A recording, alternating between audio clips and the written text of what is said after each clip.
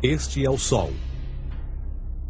Desde o ano 10.000 a.C., a história abunda em pinturas e escritos que refletem o respeito e a adoração dos povos por este astro. E é simples entender o porquê, com seu aparecimento todas as manhãs, trazendo visão, calor e segurança, salvando-os do frio e da escuridão da noite repleta de predadores. Sem ele, todas as culturas perceberam que não haveriam colheitas nem vida no planeta. Estas realidades fizeram do Sol o astro mais adorado de todos. Todavia, muitos estavam atentos também às estrelas. As estrelas formavam padrões que lhes permitiam reconhecer e antecipar eventos que ocorrem de tempos em tempos, tais como eclipses e luas cheias. Eles catalogaram grupos celestiais daquilo que conhecemos hoje como constelações. Esta é a Cruz do Zodíaco, uma das mais antigas imagens na história da humanidade. Ela representa o trajeto do Sol através das 12 maiores constelações no decorrer de um ano. Ela também representa os 12 meses do ano, as 4 estações, solstícios e equinócios. O termo zodíaco está relacionado com o fato das constelações serem antropomorfismos ou personificações, como pessoas ou animais. Por outras palavras, as primeiras civilizações não só seguiam o Sol e as estrelas, como também as personificavam através de mitos que envolviam seus movimentos e relações. O Sol, com o seu poder de dar vida e de salvar, também foram personificados como se representasse um criador ou um Deus. Deus Sol, a luz do mundo, o salvador da humanidade. Igualmente, as 12 constelações representaram lugares de viagem para o Deus Sol e foram nomeados por elementos da natureza que aconteciam nesses períodos de tempo. Por exemplo, Aquários, o portador da água que traz as chuvas da primavera. Este é Horus. Ele é o Deus Sol do Egito de 3.000 a.C. Ele é o Sol antropomorfizado e a sua vida é uma série de mitos alegóricos que envolvem o movimento do Sol no céu. Dos antigos hieróglifos egípcios conheceu-se muito sobre esse Messias solar. Por exemplo, Horus, sendo o Sol, tinha como inimigo o Deus Sete, que era a personificação das trevas ou da noite. E metaforicamente falando, todas as manhãs Horus ganhava a batalha contra Sete. E no fim da tarde, Sete conquistava Horus e o enviava para o mundo das trevas. Será importante frisar que trevas versus luz ou bem versus mal tem sido uma dualidade mitológica onipresente que ainda hoje é usada em muitos níveis. No geral, a história de Horus é a seguinte. Horus nasceu em 25 de dezembro da Virgem Isis Mary. O seu nascimento foi acompanhado por uma estrela no oeste, que por sua vez foi seguida por 3 reis em busca do Salvador recém-nascido. Aos 12 anos era uma criança prodígio nos ensinamentos, e aos 30 anos ele foi batizado por uma figura conhecida por Anup, e assim começou o seu ministério. Horus teve 12 discípulos e viajou com eles, fazendo milagres tais como curar os enfermos e andar sobre as águas. Horus também era conhecido por vários nomes como a Verdade, a Luz, o Filho Adorado de Deus, o Bom Pastor, Cordeiro de Deus, entre muitos outros. Depois de ter sido traído por Tifão, Horus foi crucificado, enterrado por 3 dias e então ressuscitou. Estes atributos de Horus, originais ou não, parecem influenciar várias culturas mundiais e muitos outros deuses encontrados com a mesma estrutura mitológica. Atis da Firígia nasceu da Virgem Nana em 25 de dezembro. Crucificado, foi posto na tumba e 3 dias depois ressuscitou. Krishna, da Índia, nasceu da Virgem Davaki com uma estrela no ocidente assinalando sua chegada, fez milagres juntamente com seus discípulos e após sua morte ressuscita.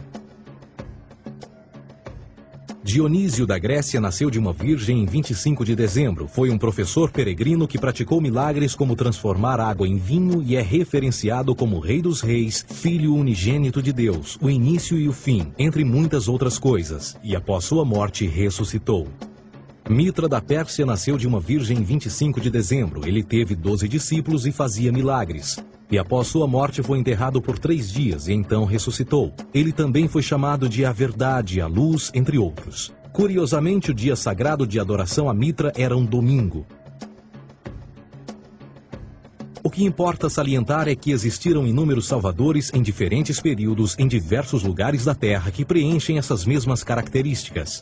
A pergunta que não quer calar: o porquê desses atributos? Por que o nascimento de uma virgem em 25 de dezembro? Por que a morte e a ressurreição após 3 dias? Por que os 12 discípulos ou seguidores? Para descobrirmos, vamos examinar o mais recente dos Messias solares. Jesus Cristo nasceu em 25 de dezembro em Belém. Ao nascer, foi anunciado por uma estrela no ocidente que seria seguida por 3 reis magos para encontrar e adorar um novo Salvador. Tornou-se pregador aos 12 anos. Aos 30 anos foi batizado por João Batista e então iniciou seu ministério. Jesus teve 12 discípulos que viajaram com ele praticando milagres como curar doentes, andar sobre a água, ressuscitar mortos. Ele também é conhecido como Rei dos Reis, o Filho de Deus, a luz do mundo, o início e o fim, o Cordeiro de Deus, entre muitos outros. Depois de ter sido traído por seu discípulo Judas por 30 moedas de prata, ele foi crucificado, posto em uma tumba e após 3 dias ele ressuscitou e ascendeu aos céus. Em primeiro lugar, a sequência do nascimento é completamente astrológica. A estrela no ocidente é Sírius, a mais brilhante do céu noturno, que a cada 24 de dezembro se alinha com outras 3 estrelas brilhantes no cinturão de Órion. Essas 3 estrelas brilhantes são chamadas hoje, como eram na antiguidade, 3 reis, 3 Marias no Brasil e Portugal. Os 3 reis e a estrela mais brilhante, Sírius, todas apontam para o nascer do Sol em 25 de dezembro. Esta é a razão pela qual os 3 reis seguem a estrela a oeste em uma ordem que apontam ao amanhecer. O nascimento do Sol.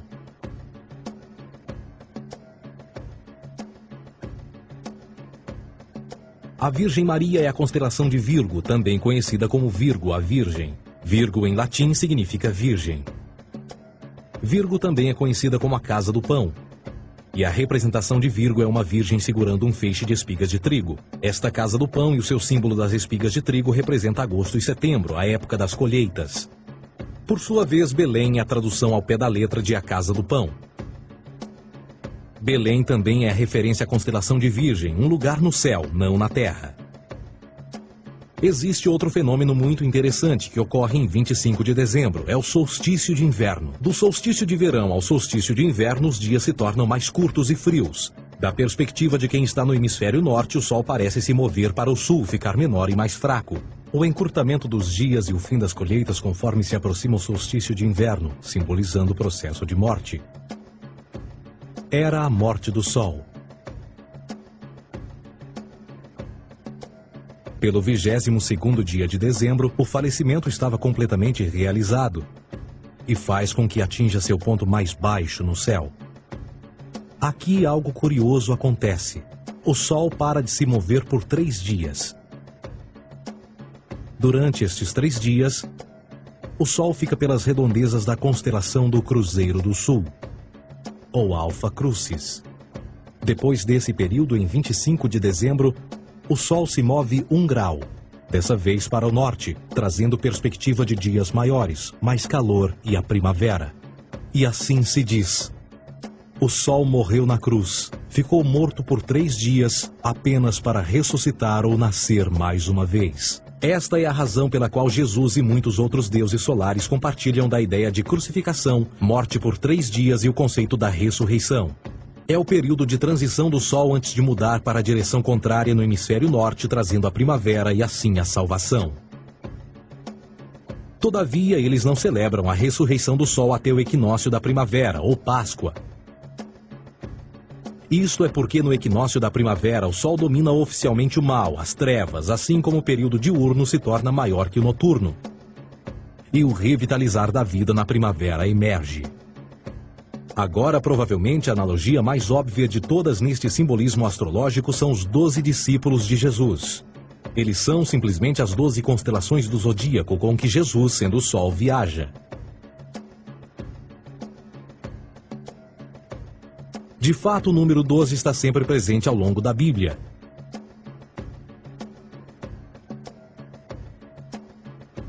Voltando à cruz do zodíaco, o elemento figurativo da vida é o Sol. Isto não é uma mera representação artística ou ferramenta para seguir os movimentos do Sol. Era também um símbolo espiritual pagão. Uma logografia similar a isto. Isto não é um símbolo do cristianismo. É uma adaptação pagã da cruz do zodíaco.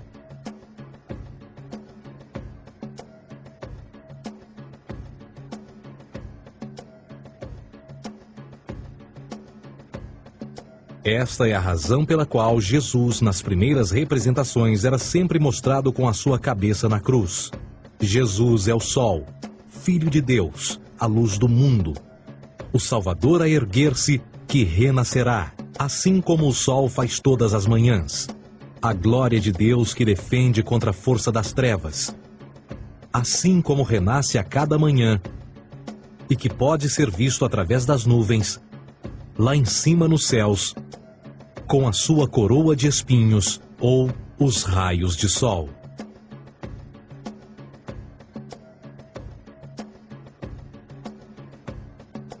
Agora, nas muitas referências astrológicas ou astronômicas na Bíblia, uma das mais importantes tem a ver com o conceito de eras.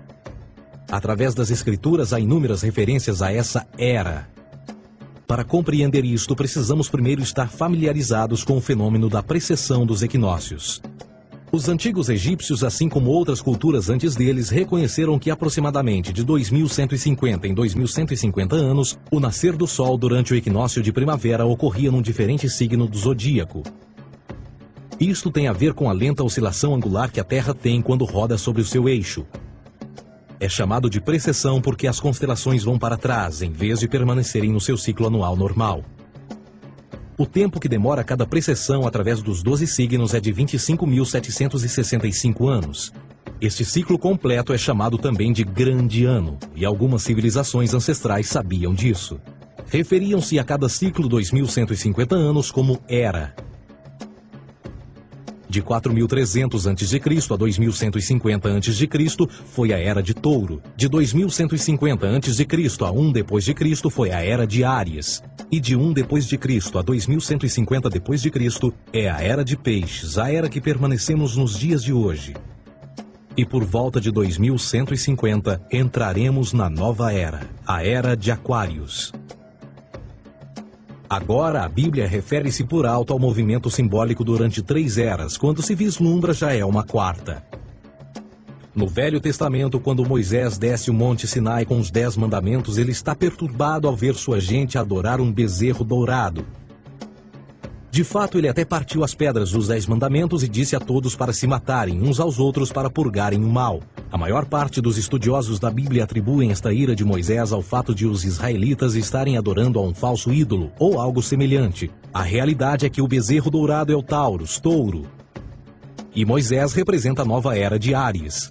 Esta é a razão pela qual os judeus ainda hoje assopram com o chifre do carneiro. Moisés representa a nova era de Áries. E perante esta, todos têm de largar a velha. Outras divindades, tais como Mitra, marcam essa transição também. Um deus pré-cristão que mata o touro, na mesma linha simbólica. Agora Jesus é a figura portadora da era seguinte à de Áries, a era de Peixes.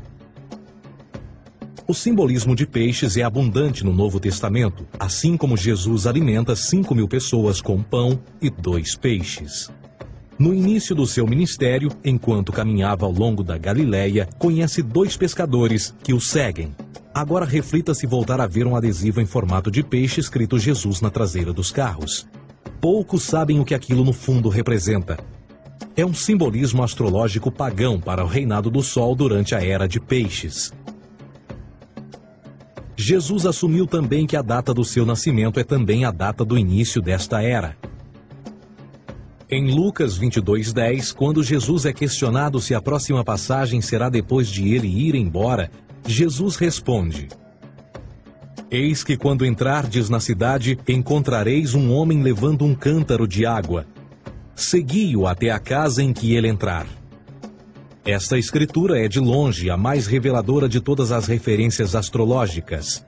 O homem que leva um cântaro de água é Aquários, o portador de água, que é sempre representado com um homem despejando uma porção de água. Ele representa a era depois de Peixes, e quando o Sol, Filho de Deus, sair da era de Peixes, Jesus, entrará na casa de Aquários, e Aquário é antes de Peixes na precessão dos equinócios. Tudo o que Jesus diz é que depois da era de peixes chegará a era de aquário.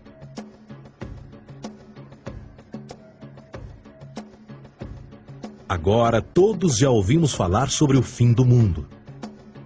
Deixando à parte o lado cartunista no livro de Apocalipse, a espinha dorsal nesta ideia surge em Mateus 28:20, onde Jesus diz: Eu estarei convosco até o fim do mundo, dos séculos em português. Contudo, na tradução inglesa da Bíblia, a palavra mundo está mal traduzida.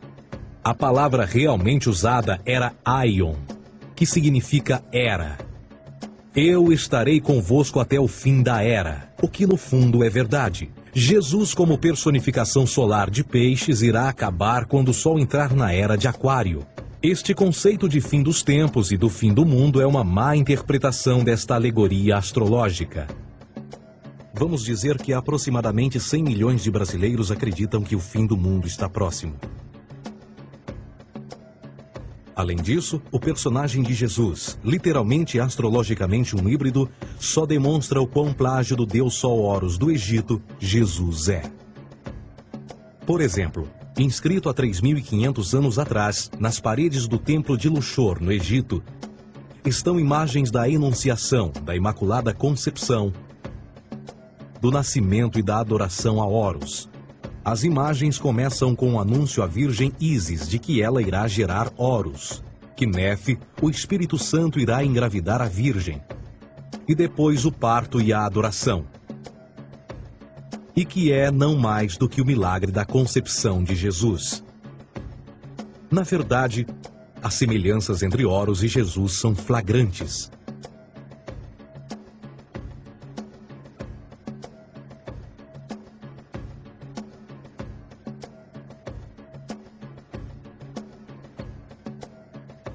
E o plágio continua.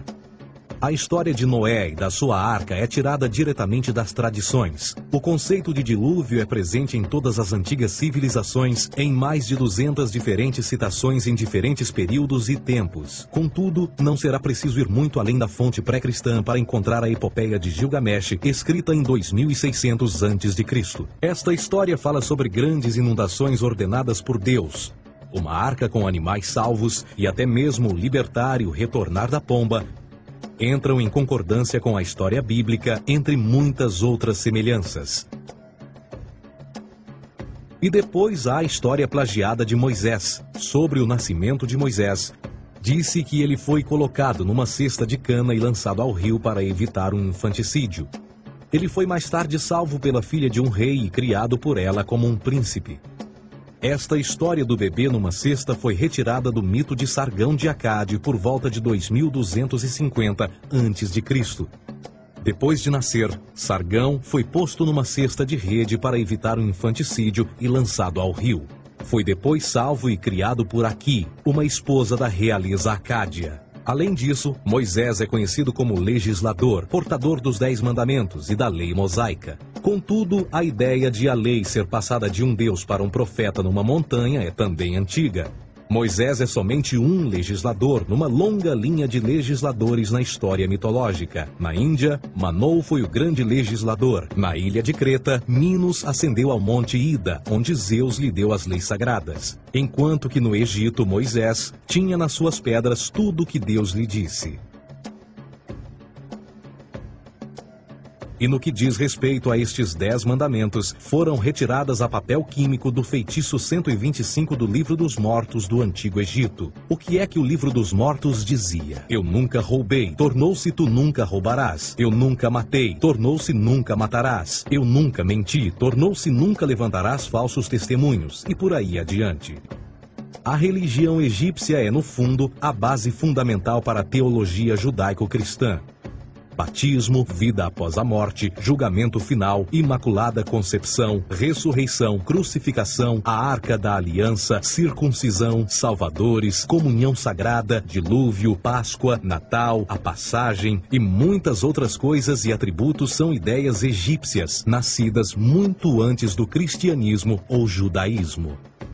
Justin Martyr, um dos primeiros historiadores e defensores cristãos, escreveu: Quando nós, cristãos, dizemos que Jesus Cristo, nosso Mestre, foi produzido sem união sexual, morreu e ressuscitou e ascendeu aos céus, nós não propomos nada de muito diferente do que aqueles que propõem e acreditam tal como nós, nos filhos de Júpiter.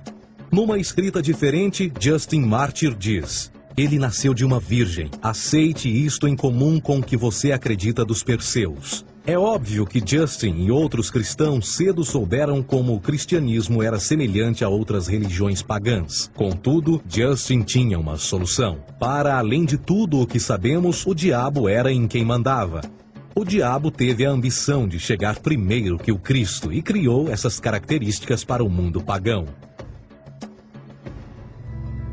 Fundamentalist Christianity, fascinating. These people actually believe the world is 12,000 years old. Swear to God. I actually asked one of these guys, okay, dinosaur fossils. He says, dinosaur fossils? God put those here to test our faith.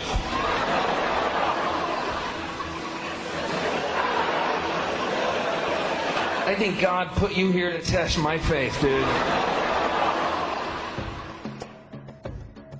A Bíblia não é nada mais do que um híbrido literário astroteológico, tal como todos os mitos religiosos que os antecederam. De fato, o aspecto da transferência de atributos e umas personagens para as outras é facilmente reconhecida no próprio livro em si. No Antigo Testamento há a história de José. José era um protótipo de Jesus.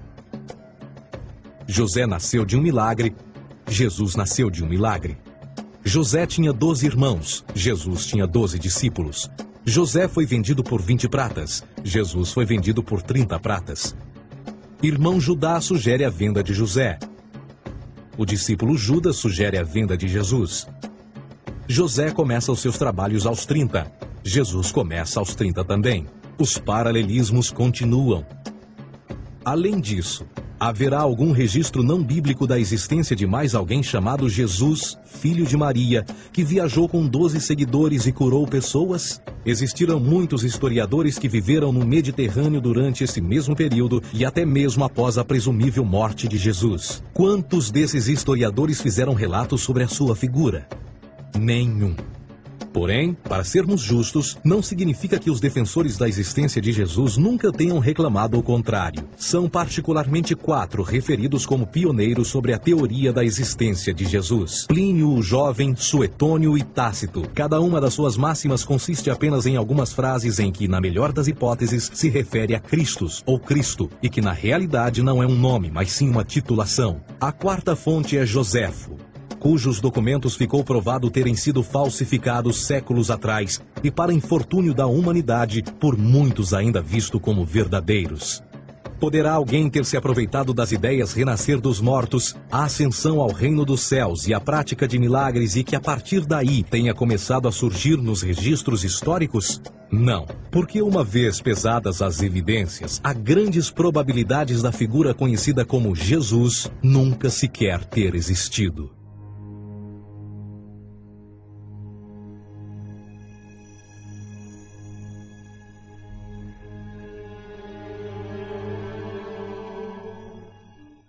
We don't want to be unkind, but we want to be factual. We don't want to cause hurt feelings, but we want to be academically correct in what we understand and know to be true. Christianity just is not based on truth. We find that Christianity was in fact nothing more than a Roman story, developed politically. A realidade consiste em que Jesus foi a divindade solar do setor gnosticista cristão e, tal como outros deuses pagãos, era uma figura mítica. Foi sempre o poder político que procurou monopolizar a figura de Jesus para controle social. Por volta de 325 d.C., em Roma, o imperador Constantino reuniu o Concílio Ecumênico de Niceia e foi durante esta reunião que as doutrinas políticas com motivação cristã foram estabelecidas e assim começou uma longa história de derramamento de sangue e fraude espiritual. E nos 1600 anos que se seguiram, o Vaticano dominou politicamente e com mão de ferro toda a Europa, conduzindo-a a um período de obscurantismo, onde o conhecimento era apenas um privilégio da Igreja, as Cruzadas e a Santa Inquisição.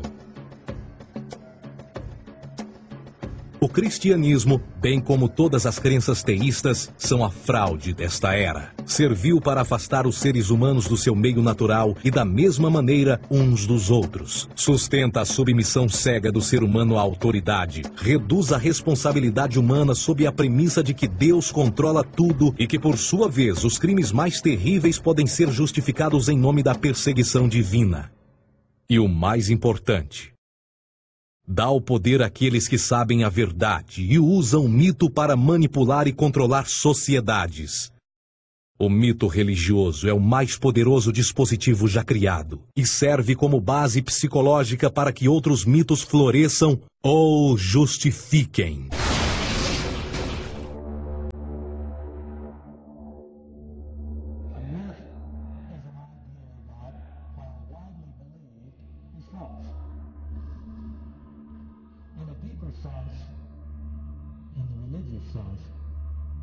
A myth serves as an orienting and mobilizing story for people. The focus is not on the story's relation to reality, but on its function. A story cannot function unless it is believed to be true in the community or the nation. It is not a matter of debate. If some people have the bad taste to raise the question of the truth of the sacred story, the keepers of the faith do not enter into debate with them. They ignore them or denounce them as blasphemers. It is wrong, blasphemous, and sinful for you to suggest, imply, or help other people come to the conclusion that the U.S. government killed 3,000 of its own citizens.